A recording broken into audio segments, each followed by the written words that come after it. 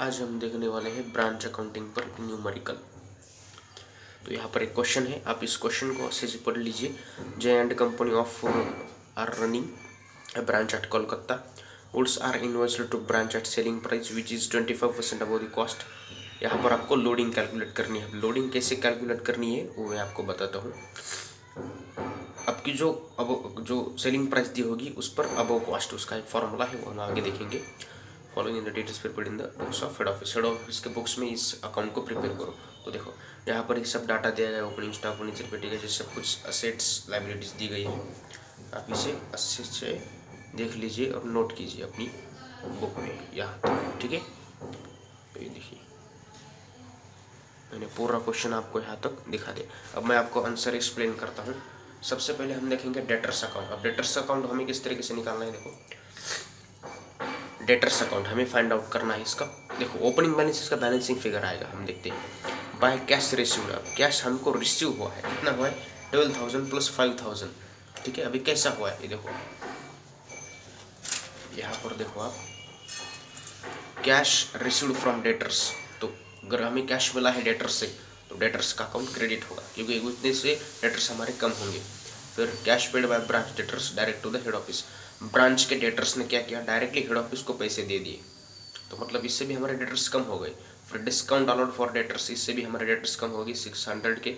Bad debts return of 4,000। तो इन चार चीज़ों से हमारे डेटर्स हो जाएंगे कम। तो देखो हमने इन सभी को हमने क्रेडिट कर दिया है। कैश रिसीव्ड हो गया, discount allowed, bad debts, goods return की है। देखो यहाँ पे गुड्स रिटर्न का मैं बताना भूल गया, सॉरी। ये देखो गुड्स रिटर्न बाय ब्रांच ने गुड्स रिटर्न की है 3,000 की, तो डेटर्स तो हमारे कम हुए ना, है ना।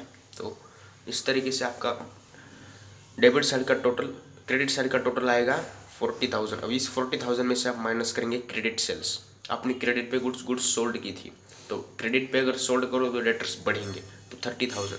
40,000 में से 30,000 माइनस करो, 10,000 आ जाएगा, ये आपका बैलेंसिंग फिगर। और इस अमाउंट को आप यहाँ पर ले लेंगे opening stock as branch account. तो ब्रांच अकाउंट में देखो क्या क्या है। ओपनिंग बैलेंस हम लिखेंगे एसेट के स्टॉक हो गया, furniture, petty cash, debtors, goods sent to branch.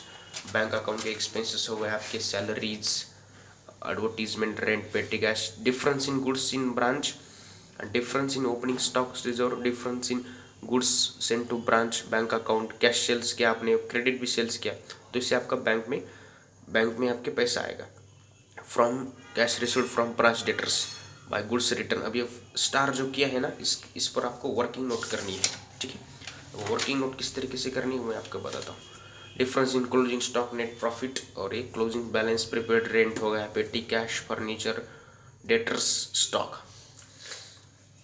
तो इस अकाउंट को हम अगले वीडियो में अच्छे से एक्सप्लेन करने वाले हैं। आज मैं सिर्फ आपको डेटर्स मतलब अच्छे से समझाना मेरा पर्पस था। तो आई होप आपको डेटर्स का अकाउंट किस तरीके से कैलकुलेट करना है आपको समझ में आएगा। अब ये बैलेंस कैरिंग डाउन क्या है, ये देखो डेटर्स का क्लोजिंग बैलेंस यहाँ पे दिया है, तो क्लोजिंग बैलेंस हम यहाँ पे ले लेंगे, ठीक है।